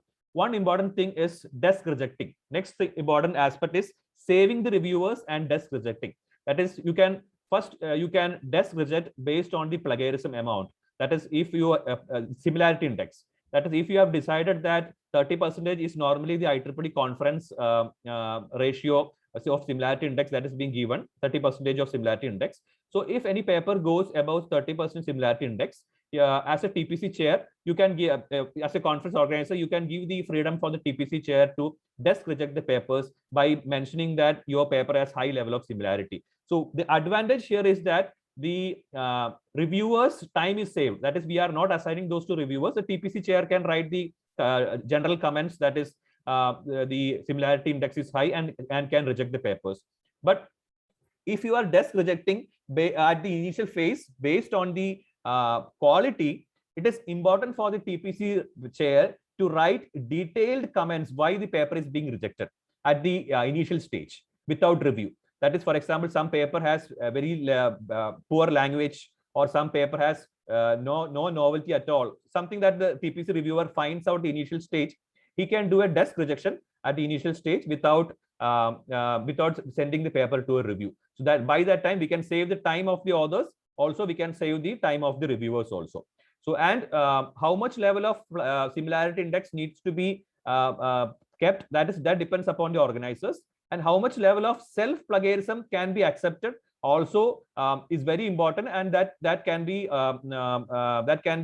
decided based on the organizing committee of the conference. So that's my 5th point. 6th point is, after that, once the paper passes the screening, we can assign the paper to reviewers. As I mentioned earlier, try to get at least 3 reviewers accepting the paper to review. So please send the paper to more than 3 reviewers, and try to follow up with the reviewers so that at least we are getting 3 reviewers. That is the another important point. Next important point is, as I told you, get minimum 3 reviews, and it can be 2 technical review and 2 pure technical reviews and 1 non-technical reviews. That depends upon the conference organizing committee. So 8th point I would like to mention is that regular follow-up. We all move in tight time constraints. That is normally sometimes the paper comes, the deadline get extended, the submission deadlines get extended towards the conference dates. So we have at least 3 or 4 weeks of time to get reviews. In those cases, I'm definitely sure the people who have organized the conferences would have faced this issue in many times. That is, we have 3 or 4 weeks to make a decision and we are not having the proper reviewers or maybe adequate number of reviewers. So in those cases, have your expert members of your faculty or your connections get review and follow up with them, regularly follow up with the reviewers, send reminders. The one of the important aspect of an editor or a technical program committee member is to send proper reminders. Like, for example, there are 10 days remaining for your review. Please submit your review, or maybe your review is already overdue. We are looking forward to your review to make a decision on this paper. We will be extremely obliged if you can submit your detailed review in as soon as possible. This we need to provide these feedback to the reviewer such that the reviewer is reminded of the review and submits the review. So that is the 8th important point I would like to make. And the 9th one is, once the reviews are being submitted, the accept or reject decision, whether that is how to, for example, 2 reviewers has given an minor revision and 1 reviewer has given an reject decision. So that is, it is up to the technical program chair. See, one thing I would like to mention here is the reviewers, the paper we are sending to reviewers is for expert comments, but the decision has to be made by the TPC committee and the TPC chair, whether the paper has to be accepted or rejected. Sometimes the paper there might be 2 minor revisions and 1 rejection decision. But if the TPC chair feels that the paper has merit, he can write his own comments. And actually, I feel if needed, he can send to a 4 reviewer, or maybe he can also accept the paper based on its merit. So that is the 9th point, very important thing, acceptance and rejection. And one more important thing, this depends upon the acceptance ratio that is being fixed for your conference. Normally, we have seen some good conferences giving 30% to 35% of acceptance ratio. It goes till 50% of acceptance ratio for some conferences. But if you look at the good conferences like, let's say, Infocom or maybe the Globecom, we can see 10% or 12% or very less acceptance rates in those tier 1 A-star conferences. So based on this, fix the acceptance rates and make the decision on acceptance or rejection. And finally, the 10th point I would like to mention here is that providing the review comments to the authors and following up with the authors to make sure that they incorporate the review comments. One of the major challenge compared to journals, journals normally make sure that the review comments has been incorporated. But one of the major challenges with the conferences is that once the review comments has been sent to the authors, then the authors directly come for the conferences. So how to make sure the authors have incorporated the review comments is a very important task. So it goes to the technical committee to make sure that they have incorporated the major revision or the minor revision that has been suggested by the reviewers, and they are submitting the good quality manuscript, because even after submission, the IEEE would be scanning through the papers before they publish in the IEEE Explorer. So if some paper has been given a major revision, it is very important for the panel to check whether the paper has undergone the revision that is being mentioned by the reviewers. So I just wanted to make this quick 10 points regarding the review, submission, management, and acceptance. I hope I have done justice to the task given by Rajesh sir, and I would be very happy to take all the questions at the end of the program. Thank you. Anyway, your 10-point agenda looks pretty convincing, as well as, of course, the credibility of both the reviewers, authors, and everybody participating and organizing the conference is very important. So far through the 3 panel members, we have talked about preparations, conducting, and paper review processes, etc. So the story is not getting finished with that. The post-conference activities are also very, very important, because I have seen in many conferences after the event, participants are complaining that they haven't got the certificates in time, the proceedings was not received, it is received without the ISBN number or the credentials of the publication, etc., etc. So the post-conference activity, because as Dr. John said, it is not just a one-day event or a 2-day event. It's a long-term networking that we are creating through a conference. So therefore, keeping the decent relationship with the organizers and the authors, reviewers, everybody involved. That great community is important. So I invite Dr. Rajesh to probably talk about the post-conference proceeding, compilation, submission, and I would like to further say the post-conference life of that vibrant community. Over to Dr. Rajesh. Yeah, thank you, IEEE Kochi subsection, as well as Dr. MV Rajesh sir for inviting me for this particular session. And I'm very happy to be part of this particular workshop. So regarding actually, as Rajesh sir rightly pointed out, the story is not yet over. The story is just starting. The real story is now, okay? Because I had the two experiences of conducting similar kind of conferences in 2020 as well as in 2021. In 2020, like I had the conference was in collaboration with Springer. Springer was a publisher there. And now we are moving with IEEE Kerala section. Okay, they're given as the approval for conducting the conference. So the conference has just now over. Dr. Rajesh MV sir was one of the session chairs for one of the sessions of our conference. Okay, so talking about the conference proceedings. So first of all, we talk about how to publish these proceedings with ISBN number or with the approval of this IEEE. Okay, so first we need to concentrate on two things. The first thing is like IEEE conference publication form. Okay, we need to get the approval from IEEE to submit our conference papers to the IEEE conference publication program, that is known as CPP, IEEE conference publication program. And then after that, the papers could be included in this IEEE Explore. So first we need to get approval from IEEE by submitting a form known as IEEE conference publication form. Okay, so this is like a requisition letter submitting to IEEE so that the papers could be included in IEEE Explore, so that all the papers will be put into this IEEE conference publication program also. Okay, to allow so in order to get enough time for the full approval process, this form must be submitted at least like 12 months before the conference.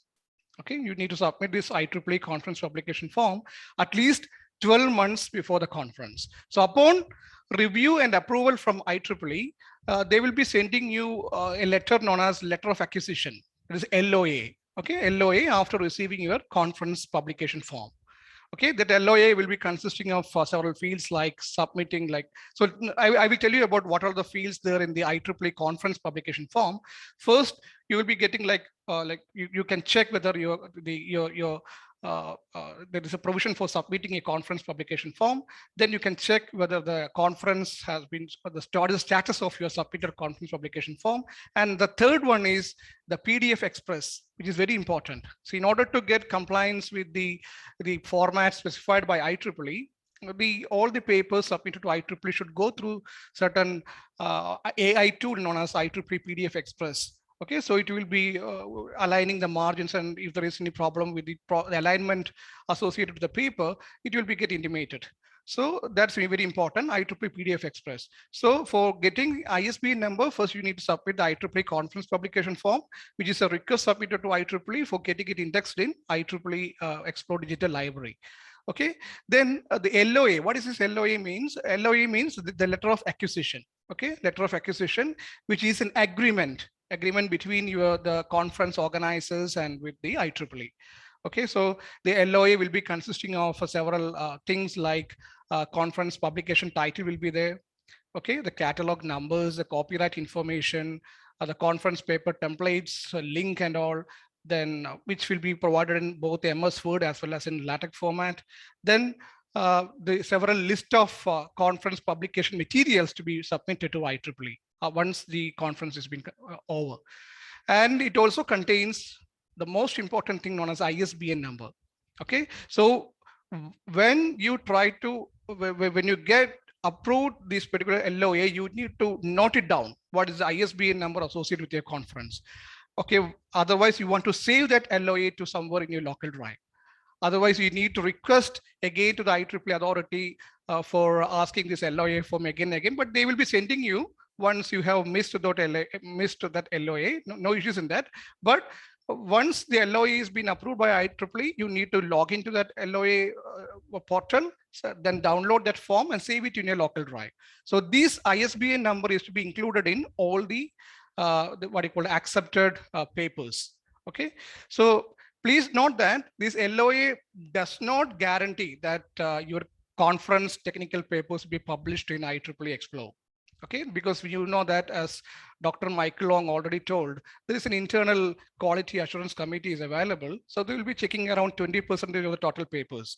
So sometimes if they feel that the papers is not up to the mark, there is a possible way of rejecting the entire conference. So this LOA is just like an agreement between this the conference organizer with the IEEE, but it doesn't guarantee anything like all the papers submitted to IEEE will be indexed in IEEE Explore. So IEEE can withhold the publication of a conference proceedings that do not meet the IEEE quality standards. Okay, then what are the major steps and the recommended structure for quality proceedings? Okay, we need to know about that. What are the major steps as well as the recommended structure for quality proceedings? So major steps for this quality proceedings, it actually starts with the quality of peer review. Okay, it actually starts with the quality of peer review as well as the technical program development. This is TPC and all. So as you know that these review process plays a crucial part in quality checking of all the papers which has been submitted to any kind of conference. So you will be having a TPC panel members, which many of them will be from industry side or some from academic side and all. And then the technical review process will begin. So you need to identify what type of review is being performed, like whether are you following an open review, or are you following a blind review, or are you following a double blind review process? So all these review process, you have to be check it out first in the initial stage itself, after the time of conference planning itself. Then how many reviewers will review each paper? Because at the time of submission, there is something like IEEE need to get at least 3 reviewers per paper. Okay, like one paper has to be reviewed by at least 3 reviewers. So like it could be reviewer from industry, from research organization, it could be from academic side, or any kind of research organization too. But you have to specify the reviewer name, the organization he belongs to, his email ID, and everything. So you cannot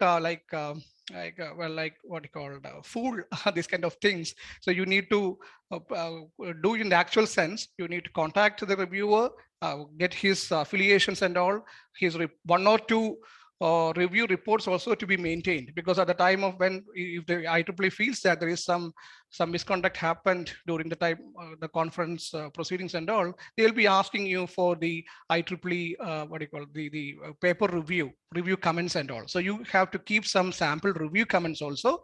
You should follow these things, like 3 review per paper. Okay, 3 review paper, and the reviewers could be from industries, from research organization, or could be from academics. Then comes the copyright compliance. Then one more thing is there. This is like a targeted acceptance of the papers, as many of the panelists already told about the acceptance. It could be like up to 50%. It would be good, something like that. So as per my experience, the Access 21 was one of those conferences hosted by Adi Shankar Institute of Engineering Technology, Kaladi. Again, with IEEE and the AICT, we got some fund for conducting that conference. So in that, the acceptance rate was closely to 30%. Okay, 30%. So we received around some 225 papers, and we selected only around some 62 or 63. So the target, the acceptance rate was around 30%. So you need to check out, is there any research element available in that paper? You should not select like, okay, this fellow is very much known to me. Okay, so that we can include those kind of papers to my conference. Sometimes our fellow mates who are working in nearby colleges will be asking us, Okay, Rakesh, could you please include my paper also? This is my, actually I am doing a PhD, so I don't have any IEEE conference, because we cannot do such kind of things in IEEE, but because you yourself, the conference chair as well as the publication chair, some 3 to 4 members will be there at the end of the conference. All others will be what you call completing everything. The presentation will be over, the chairing sessions will be over, all those things will be over, but the ultimate task will be on the shoulders of all the conference organizers as well as the publication chair. Okay, so we cannot compromise on those kind of things. Like sometimes our friend will be asking for that. There are situations, these are real situations. Actually, I also had such situations for this conference, and some of them are my enemies too right now, because I couldn't include those kind of papers in my, because many of my friends who did PhD along with me in Coimbatore and all, they asked me for publishing my other papers in this conference, but unfortunately I couldn't because of some less quality and so. So these kind of things you have to ensure. Then coming into electronic copyright. So all the IEEE needs electronic copyright from all individual papers, individual submissions. Okay, one accepted papers, each accepted paper should have a copyright which is be transferred to IEEE. So all authors of accepted papers complete this copyright transfer prior to submission of your final content to IEEE. Okay, so if your conference is sometimes some of the conference organizers will not be publishing 100% of papers to IEEE digital library. Sometimes some different publisher will be there. So there is no problem in that. But if you are going to give your papers to IEEE Explore digital library, then you want to get the electronic copyright from almost all the accepted papers. Okay, so then something called as a packing list checker tool is there. So at the end of the conference, you want to use that tool, packing list checker tool. This tool will validate the packing list of all the submissions that we are giving into IEEE. The packing list checker should be like, it has to be used anytime if you are making a change in the packing list. There is a packing list available. Okay, so you have to follow that packing list. So if there is any change happen in the packing list, you want to again run this packing list checker tool. So you want to upload all those PDFs generated after getting the IEEE PDF Express and all. You will be uploading all those papers to this packing list checker tool, and this checker tool will be evaluating. Okay, sometimes some papers the organizers can take the decision that if some of the paper is not presented in a conference venue, those papers will not be if you want, you cannot, you do not want to include those papers in this IEEE digital library. So there is a separate option for that. No show something, I don't remember the exact name for that. Some no show kind of thing is there. So you have to do that, no show, so that those papers who are not presented in a conference venue is not included. This is upon the discretion of the conference organizer. Okay, so this is a final tool, that is packing list checker tool. So these things you have to remember. First thing is submitting the IEEE conference publication form. Okay, then getting the LOA, that is letter of acquisition. Then letter of acquisition contains the most critical thing, that is the ISBN number. Okay, please note it down, the ISBN number that is essential for publishing each and every paper to the IEEE digital library Explore. Okay, and you know that LOA does not give you any guarantee that all the papers presented or given to that conference will be published in this IEEE digital library. Then you have to care about the technical review process in order to improve the quality of the conference.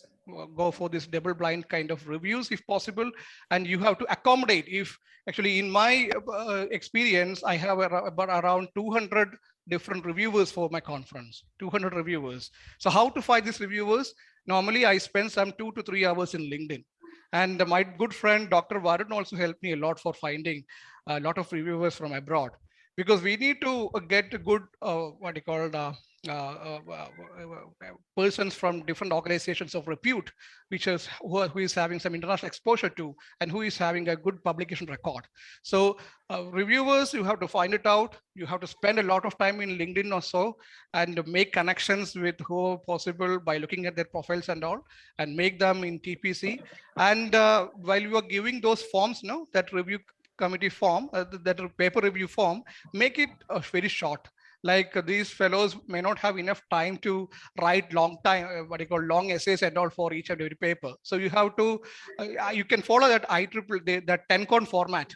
I have followed that. That IEEE 10-con format is very good. They have given the importance of the relevance of that paper, whether the reviewer has an expertise on that particular area. So many questions are there. So you can just, so the reviewer can just click on that radio buttons, and at last they can write some 2 to 3 lines about the paper. It would be good. Otherwise, these reviewers may not have enough time for reviewing each and every. They cannot write huge lines for each and every paper. So you need to ensure that, and you need to look up on the acceptance rate and all. And then final thing is a copyright. The copyright is important, and the packing list preparation. That is along with the packing list checker tool. Okay, packing list checker tool. So that's all from my side. This is what I have experienced in the last conference. Thank you. Thank you, Dr. Rakesh. Throughout the POCO workshop, it was a very smooth journey, starting from the pre-conference workshop to planning, organization, and finally the post-conference activities. Dr. Santosh, we are exactly at 8:30 plus. So what we may do, we may directly try to get some questions now itself, because many of the previously given questions have almost covered in their explanations. So now I think to make it somewhat interactive, can we accept some first come basis, some questions from the listeners, because they want to ask a genuine question that can be addressed. And I request the panel members to be very, conscious about the time, such that it will be kind of a jam, kind of around, just a minute kind of around while you answer. So I request people to, listeners to type in the questions in the chat box. Meanwhile, Dr. John, can you connect the IEEE membership and conference publication, whether they're somehow connected? It was a previous question posted to you, I think. Okay. So thank you, Dr. Rajesh. I understand the time constraints. One of the question was whether the organizers need to be IEEE member or not. So generally, when you apply to IEEE, one of the concerns that they will look into, like if the organizer itself is not an IEEE member, it won't be looking that much appealing. See, if you are conducting a regular conference across the years, let's say you are conducting the nth conference under the same banner and organizers will keep on changing, it is kind of fine. But they won't even ask whether what is your IEEE number, but it would be always good, like take part of. So I encourage every one of you to take the membership of the professional societies. That we always a value-adding experience, and having unlimited, boundless connectivity to all these members. Okay, that is what my comment on. Yeah. Binu, your 1 minute question is, what's the minimum condition for get an IEEE association, either technical or otherwise also? So what's your experience on that?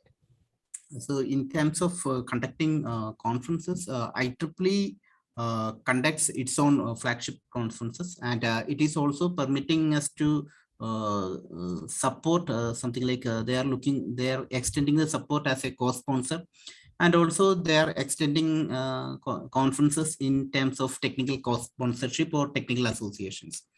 So if something like if from an engineering college aspects, like self-financing engineering college aspects, if you're looking for an association with the IEEE, the first thing is that you have to submit an application to the nearest organization unit, IEEE organization unit. That is, IEEE organization unit means it could be region, IEEE region, otherwise section, subsection, or otherwise society. So you must submit your application to the nearest region which you are looking for, and from that, depending on the decision from that region, you will be able to get the so-called support, that is maybe course sponsorship, otherwise technical assistance, etc. Thank you, Dr. Varun. How to approach a journal? Of course, as an outcome of a conference, sometimes some of, if not all of them, the selected papers can get into a journal. So how to approach a standard journal? So what's your experience in that? Yeah, I have only 1 minute to answer this, sir. I suppose so. Yeah. So this question I received from a lot of people who have contacted how to approach for the papers to be published in an extended in an SCI index journal or a high impact factor journal.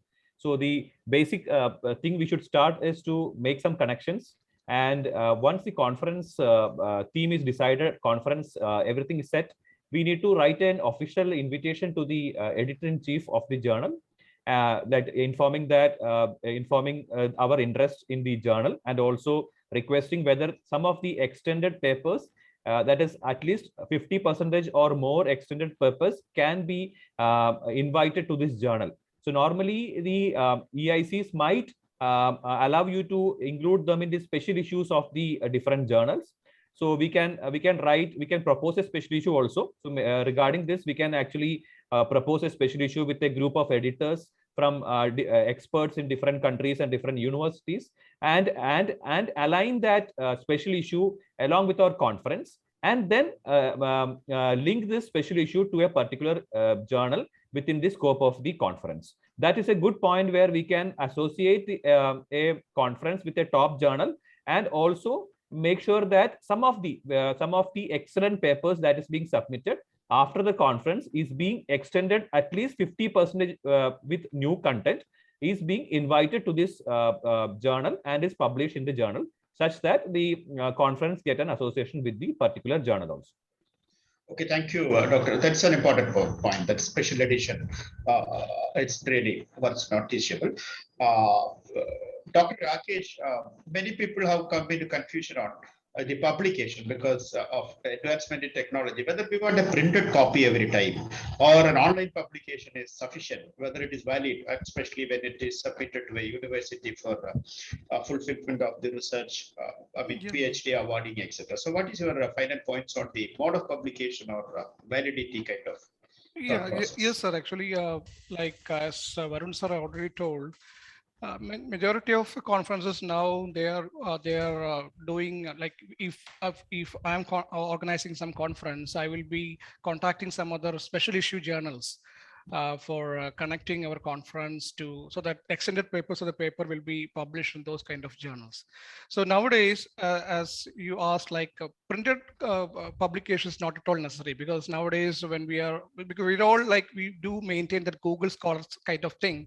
So, but the online availability is very important. Whenever we are submitting, we are approaching for some postdoctoral experience or something, because I had an experience when I submit my CV for one of the postdoctoral positions at Tsukuba University, Japan. One of my paper was not available in Google's in the internet domain, because that particular paper was being published in one of the Elsevier conferences conducted by TKM Kollam during 2014, but unfortunately that particular link was expired. So at the time when the professor visa was issued by the university, they again go and check whether this person is having almost all the papers available in online. So they look into my Google Scholar profile and to see that one of the paper is not available. So they said like, okay, I'm doing some kind of misconduct, yeah, that was an experience to me during 2018. So the thing is, like all the papers, if you are publishing in some kind of journal, should be available in online, and try to publish your papers in very reputed conferences. Okay, so do not publish in some XYZ conference or something. Please publish it in a very reputed conference so that your profile will also get some weightage. Because nowadays the Google Scholar, the I-10 index, the H index all matters. Right, whenever we are applying for some associate professor position or professor position, even self-financing colleges are looking at that. What is H index? Because everyone, even the management, if they don't have any experience in engineering side, they also need these kind of terminologies, like what is H index, what is I index, and all. So try to publish some papers in some good reputed conferences, so that it could be available in an online internet domain. Thank you, Dr. Rajesh. So we are almost running out of time. But anyway, it's a time for an open forum. I request any of the participants, if they have a genuine question to any of the panelists or a common question, please turn on your mic and ask it directly. We will save the time. Please do it very immediately. So I'm happy to see that we have half century plus participants even now. That is the success of the workshop. Open to the participants if anybody want to talk or add a point, again within 1 minute of time or so.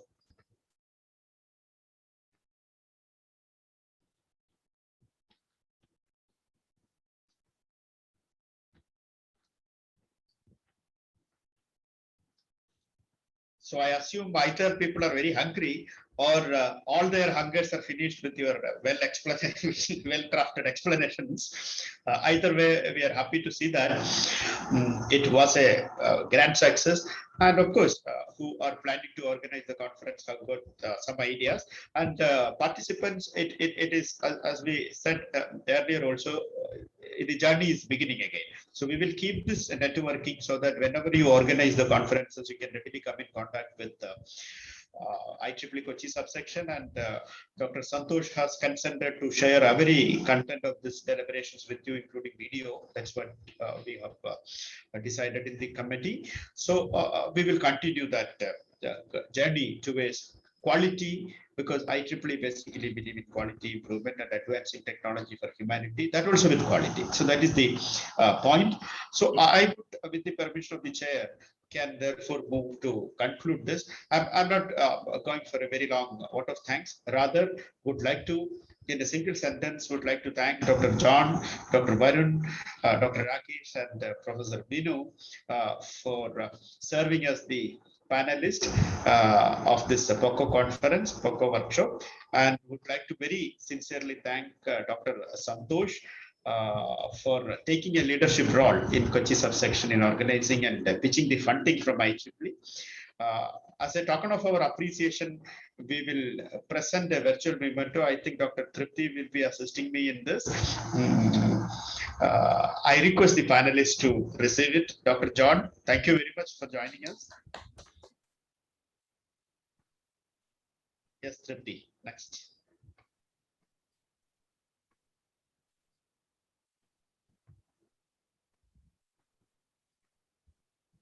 Thank you, Dr. Rakesh, for joining IEEE Kochi subsection. Thank you so much, sir. Thank you, Dr. Varun. You're part of the family. Thank you very much. But thank you. Thank you very much. Similarly, thanks a lot to Professor Binu for sharing your experiences. Thank you very much. And I think I will probably request Dr. Santosh to give 1 or 2 sentence concluding remarks of the POCO workshop over to the chairman, IEEE Kochi subsection. Yeah. Thank you very much. Yeah. First of all, thanks to the panelists. It was a very dynamic, though the time was very short, but within short period, almost all the required things were covered. So thanks in one word to all members. Thank you. We look forward for future association with you. And thank you, Rajesh, for a dynamic panel discussion for conducting that. Thank you, Tripti, for assisting us and leading to welcoming and giving profiles of all the speakers. Thank you, Tripti. And one and all, from the participants, you are the working force for this program. Basically, we had a lot of questions related to how to conduct IEEE conferences in their organization. We hope that we covered almost all the required things.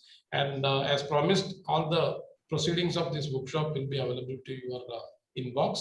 We'll be sharing in a couple of days. And thanks for giving a feedback, a good feedback to this program. So thank you once again, and good night. Have a nice day and safe day. Thank you. Yeah. Thank you. all. Good night. Bye. Thank you. Yeah.